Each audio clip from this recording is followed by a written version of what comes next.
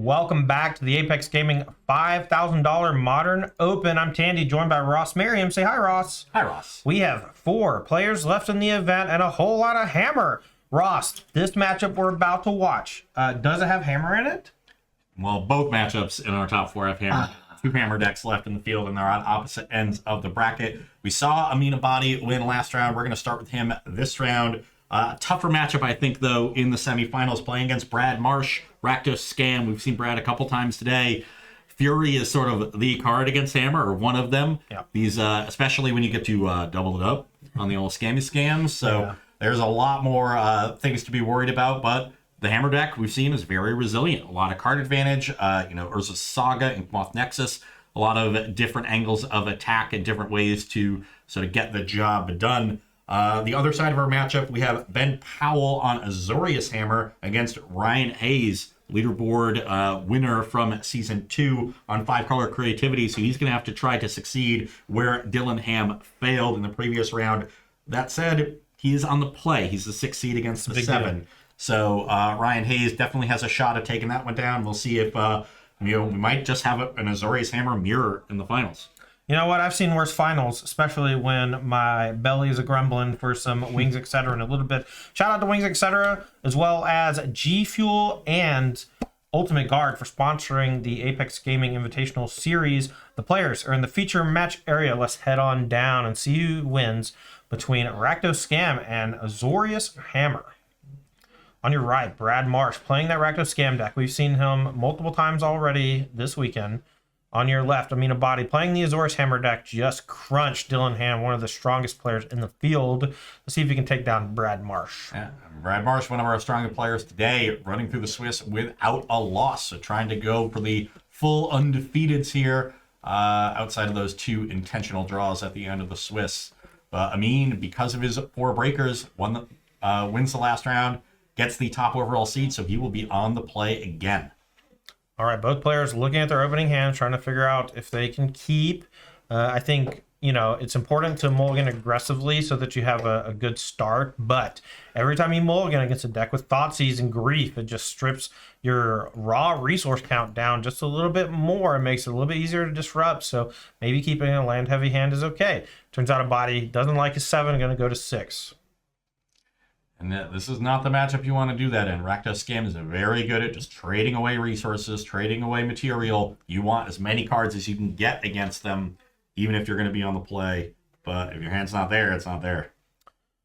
All right, a body draws his 6th card, has to put one back. Can't get a great look, keeping it kind of close to the vest. The bodies play fast and a little loose. Man of the people. Here's an error, makes a crack. We're underway for the semifinals. This is the first of our 2 semifinal matches. Azorius Hammer, the talk of the tournament. Hammer in general, very strong in the modern format. I don't know what actually pushed it over the top today, but it's certainly hammering people pretty good. Maybe just the rush of creativity decks are pretty good matchups for it. Yeah, I do think the rise of creativity helps it quite a bit, and it's one of those things where in Modern, a deck can cycle out of the metagame for 2 to 4 weeks, and suddenly you see fewer sideboard cards, and even if it's only 1 to 2 cards per deck, that can be enough to swing your percentages back up. Magic is a game of small edges. All right, a great start for a body. It goes turn 1, Springleaf Drum, Ornithopter, and Colossus Hammer. If he has something like Pure Steel Paladin next turn, can equip and get in some real damage. We'll see if Marsh can fire back. Yeah, and casting Hammer that aggressively on turn 1 is a surefire sign that there is a Paladin in hand for a body. Unfortunately, no removal spell or Grief or Thoughtseize for Marsh, and it's going to be hard for him to keep up. Who does have the removal spell? Okay. I would have liked to have seen the Pure Steel, or sorry, I would have liked to have seen like a main phase bolt on the Ornithopter maybe. I feel like giving him the Springleaf Drum mana when he's on the mulligan doesn't feel right to me. Yeah, got a little cavalier there, did Brad, but did not get punished, and now, isn't looking at that impressive of a battlefield unless a body can find another artifact next turn. I do see a Spell Pierce in hand, so that's not going to be much help. Needs something like a, Inkmoth Nexus or another Ornithopter, something of that ilk. Thanks for all the follows today, folks. Just want to say from the people at Apex Gaming, we're glad to have you. We're going to be streaming a lot of Magic in the year of our Lord 2023, including Season 3 Invitational in October. Make sure to check out apexgaming.gg in the coming weeks as we post up qualifier events for that weekend. Brad Marsh passes after fetching a swamp. I wonder what is in there. Here's another hammer. Does Brad Marsh have another removal spell? Doesn't seem like it. We get to draw a card. We equip once. We equip twice. We smash for 22. Any responses? No. Lands, Grief, Pyromancer, Feign Death. Maybe we would have went for the Feign or the discard Feign Death just to take a card from you, but could have done that. But then a body just makes a 12/12, and you're still really behind the 8-ball. Yeah, no Fury for Brad Marsh, and you could really see the strain put on him by that explosive start from a body. Didn't even seem like the most ridiculous of starts, but the strength of Pure Steel Paladin shining through with those free equips. Yeah, Marsh just didn't really have the early interaction he needed. Maybe wishing he had taken a mulligan instead of a body there. Yeah. Okay, looking at sideboards, Brad's got a pretty good one for the matchup. I see a second copy of Fatal Push, a fourth copy of Terminate, 3 copies of Engineered Explosives. 3 Unlicensers, 3 Blood Moon, 2 Torok Dreadcanter, and 2 Shieldred the Apocalypse. I think the Blood Moons are defensible in some numbers. I like them in small numbers in this matchup, just stopping Urza Saga and Inkmoth Nexus Cold. But the removal spells are definitely all coming in. This is a matchup where I assume, cut Dothy Voidwalker. Yeah. It's not a great card. The Crocs that can probably come out. I think maybe trimming some Ragavans too is okay. Like, it's so hard to punch through with so many 1-mana creatures that the deck plays, but if you're able to clear the creature and connect with the Ragavan, it's pretty solid, but it's just not always possible. Yeah. I still really like Ragavan on the play. Okay. I think you can trim them on the draw, but there's not as many early blockers for Ragavan as you might think, and trading a Ragavan from an Esper Sentinel is fine. Sure, You're actually pretty happy to do that. It's one of the few ways to 1-for-1 trade for an Esper Sentinel without spending more than 1 mana. All right, as the players shuffle up here for game number 2, want to shout out our sponsors, Wings, etc. We also have Ultimate Guard with a lot of swag that we're going to be giving away to all the stores that join up for the Season 3 of the Apex Gaming Invitational Series.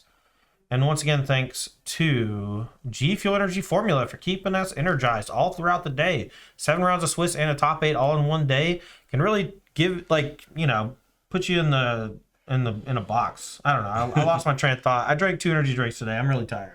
And so let's look at a body sideboard. We've got 3 copies of March of Otherworldly Light, 3 Sanctifier Invec, 2 Lavinia and Azorius Renegade, 2 Spell Pierce, a Path Exile, a Pithing Needle, a Blacksmith Skill, a Relic of Progenitus, and a Teferi Time Raveler. Gotta love the Sanctifier Invex. An excellent card just as a threat that is very difficult for a Rakdos deck to kill. Right. There are Engineered Explosives on the And other it shut side. down all the scammy stuff. Yes, that's the other thing. Stopping those creatures from ever going to the graveyard. They can't trigger off of the scam effects and come back. So a really excellent card in this matchup, and one a body is going to want to have early and often. Outside of that, the Path Exile is justifiable. The Lavinias are okay. They also kind of stop the scams, but much easier to kill. I do like Blacksmith Skill. I think protecting key threats is going to be important in this matchup. So, and you're going to want to cut your Spell Pierces for sure. So I would probably have the other skill in the deck. Not a big fan of Relic or Teferi here. I just want to stay a little bit more lean and threat dense if I'm the Hammer player. Okay.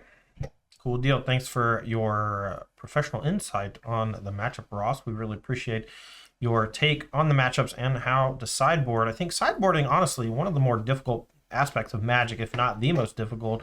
Not just building it, but figuring out what to cut, figuring out which cards to bring in. I find that there are so many pitfalls that are very easy to run into when sideboarding, overboarding for a matchup, having too much removal, losing the balance between threat density. There's so much to consider. So thank you. We're shuffling up here for game number 2. Brad Marsh with Rakdos Scams going to be on the play, looking to do one of those turn 1 Grief plus Scam cards to bring it back and strip a meme body down. We'll see if both players want to keep their opening 7 in just a moment. And gonna shuffle their decks a little bit. Got to feel pretty good if you're a body getting the one on the play This could be a tough matchup on the draw because the scam deck is very explosive, and especially if you get scammed with grief, so much better on the play than it is on the draw. So Abadi knows that he's going to have at least one game on the play in this matchup to, try to tie it up. All right, let's take a look at our openers. Marsh going to be on the play. What do we got, Bradley? Both players here with dominating performances. Marsh, no losses. Abadi, no draws, just the one loss. First seed. I see a Polluted Delta, looks like 2 Ragavans, a Fatal Push, I think a Blood Moon. Might only be a 1-lander, though. Yeah, that one gets sent back for Brad. That was pretty close for a one-lander. Turn 1 Ragavan with Fatal Push to clear the first blocker, I think, is pretty solid. But if you don't draw a land immediately, it's pretty bad. Yeah, can't keep that on the one-lander. I like sending that one back. Did you get a glimpse of Abadi's over there? Nah, like I said, he puts his hand on the table a bunch, keeps it close to the vest. It's hard to see Abadi's hand. He knows we're trying to get a peek. I know. Doesn't want anybody to know. Trying to hide from us. You can't hide. I mean, we see all. Except your hand right now. All right.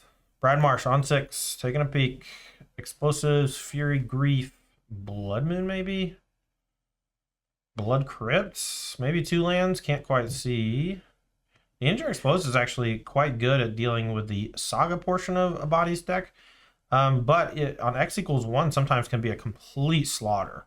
Yeah, 1 and 0 are both quite good in the matchup, so very versatile card. One of the, starting to be a very popular card again in modern sideboards because it's quite good against Hammer and very good against Rhinos. Well, Marsh puts back the Grief without any way to scam it, or I guess he has this way to scam the Fury instead. Going to go for that pitch. Turn 1 4/4 double striker. Let's go. Yeah, put you to the test quickly. See if Abadi brought in the Path to Exile for it. That would be a beating. Scar's 8 plus Ornithopter. Maybe setting up for a turn 2 kill. Can afford to take at least 2 hits from this Fury. A Lightning Bolt changes that math slightly, though. Here's Explosives for 1. Going for the 1. That is a dangerous game. So all right. For 8. Abadi could have a kill this turn.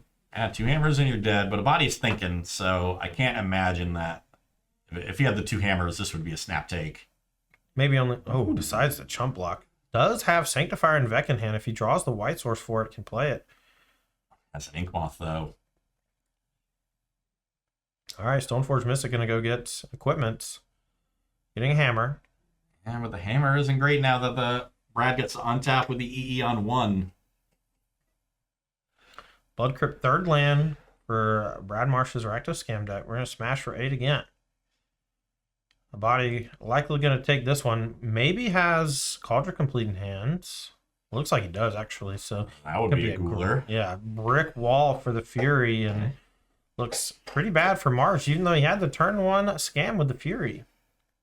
Body drop into 10, and has a Saga, so gonna recoup the card advantage from chump blocking with that Ornithopter pretty easily. And Calder Complete here, I think will lock it up. Well, permanent here from Marsh. I would have loved to have seen that main phase because now you're just going to get buried. But I guess you didn't want to die to the Inkmoth Nexus, so maybe not. Okay, never mind. Yeah, you either die to a land or you die to call. Oh, it's not called complete. That is a Nettle Cyst.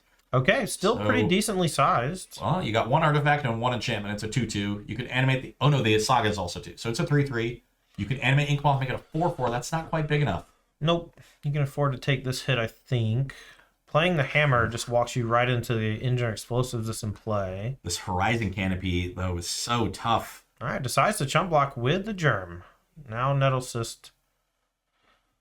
We have Urza Saga active, but that's still not getting over the hump of the Fury. Need a second white to be able to deploy the Sanctifier and Vec. Doesn't have it. This is such a precarious spot for Brad Marsh, but if Abadi bricks 1 more time, you might take it.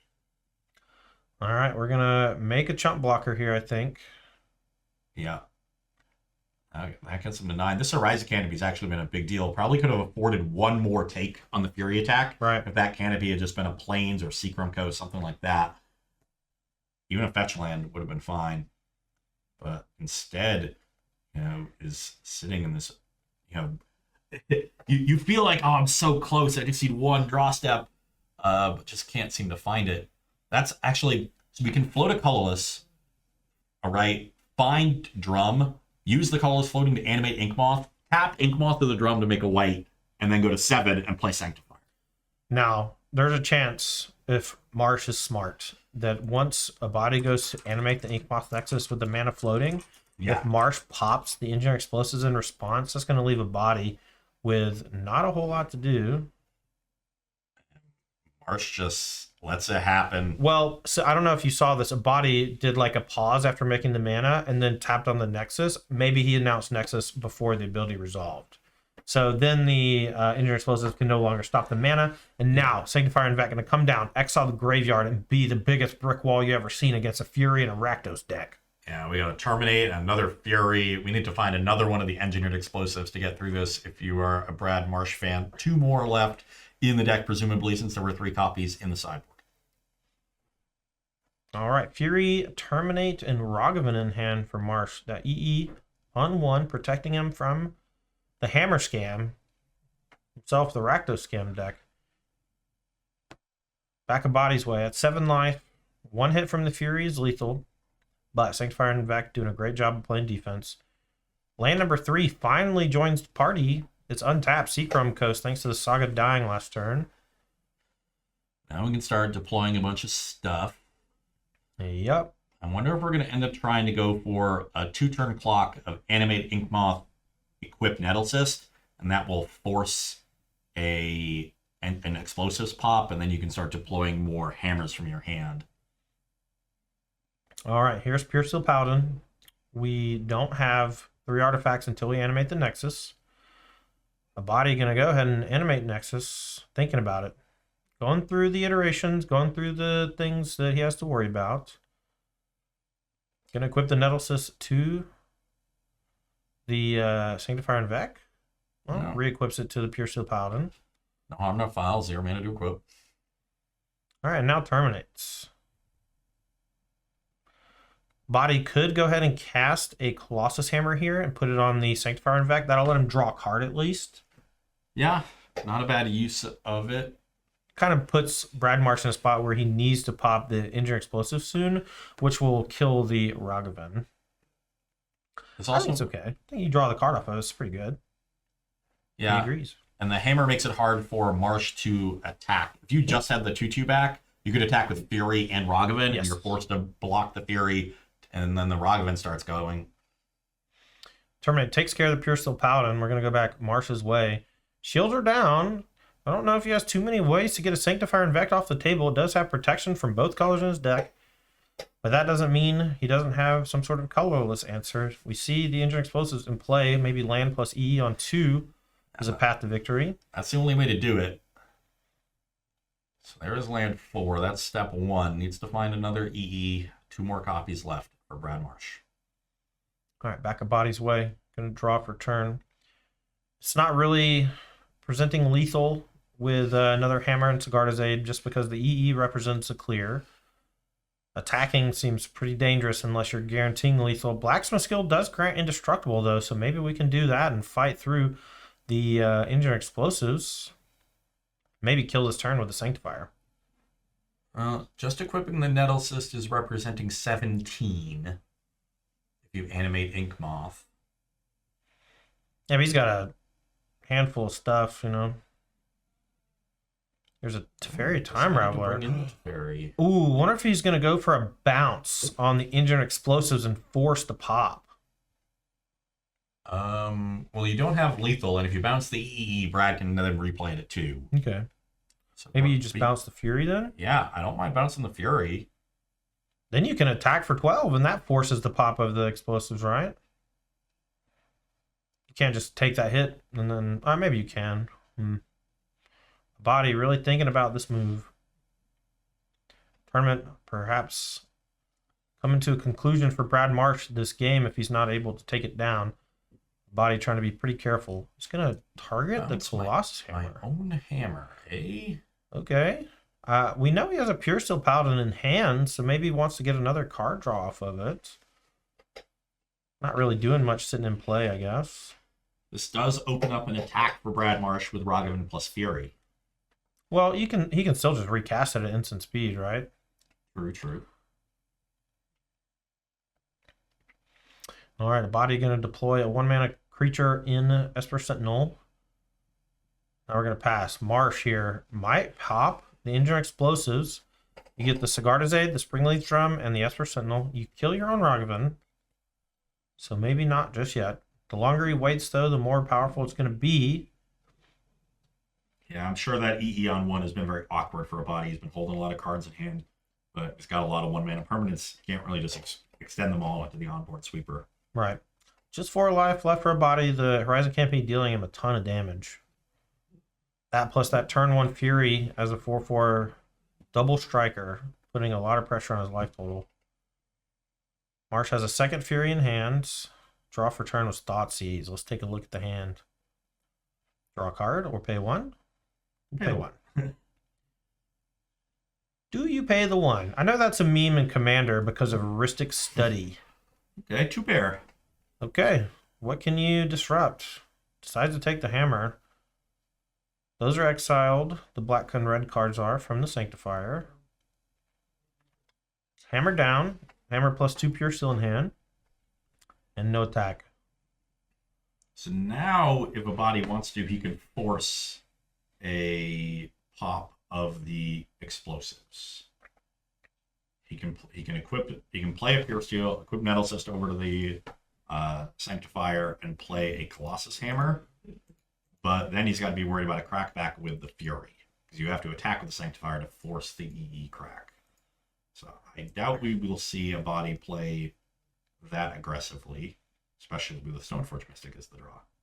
All right, are we going to go get another hammer, or are we going to go get We're gonna get a little the big chippy. baddie? Cauldra? Ooh, Reality Chip.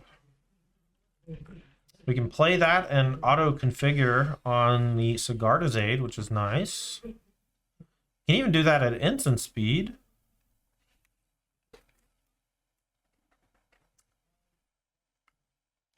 All right, we're going to tap 2. Going to play the Chippy. Chip's going to come on to the Sanctifier. We're going to get a land off the top. Play it for free. Top card. Gotta be careful if you're a mean. Don't really want to tap those Horizon lands for mana at this point and just let Brad steal this game with the top deck bolt. Yeah, I mean, it's just very dangerous to go to 3. Lightning Bolt represents lethal. Yeah, I think his chances of winning this game are much slimmer than drawing a 4-up. Blackly clicks to draw from Marsh with just a Fury in hand. Can't really do much. It is tapped. Those lands quite powerful, but have a significant downside. Body draws for turn. Takes a peek at the top. It's Seachrome Coast. Top card might be a land. He did not think twice about casting it. As long as the body plays these turns carefully, I think he will take this one down. But it is a bit of a precarious spot at only 4 life. Well, here's the thing. You can go Pure Steel Paladin. You can equip Nettle Cyst onto something and jam pretty hard. You can kind of force the pop by playing one of your hammers. The problem is the Sigardazade is what's giving it the instant speed attachment or whatever. So if the explosives resolves, you're not going to be able to get the hammer equipped at instant speed. So it's just a weird spot. Very, very strange. A lot of jockeying, a lot of trying to find little pressure points.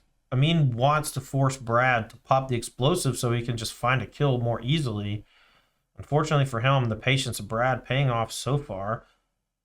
Inkmoth Nexus gets activated. We're going to equip the Nettle Cyst to it. There we go. This might be a threatening lethal here. And I don't think Brad Marsh has an out. 1, 2, 3, 4, 5, 6, 7. Okay, so 8/8? Or 7/7? I'm counting 6 total. Okay. Of exit enchantments. Oh, an attack with Nettle Cyst on the Inkmoth Nexus. Not quite lethal for Infect. And then we're going to move Nettle Cyst back. And Amin's just going to win the hard way with a bunch of hammers stuck in hand. Gonna crack the EE. Now. If you were going to do that end step, I probably would have done that before taking a bunch of extra poison. Well, if you do that, maybe he was afraid of just dying to blacksmith skill or something mid-combat. I don't know. Awkwardly, Amin left himself just straight dead to the engineered explosives. If you rip a second explosive for 2, there's just no blockers left there. Yeah. All right, we're going to go back Amin's way. We can equip the Inkmoth Nexus with the Nettle Cyst and attack.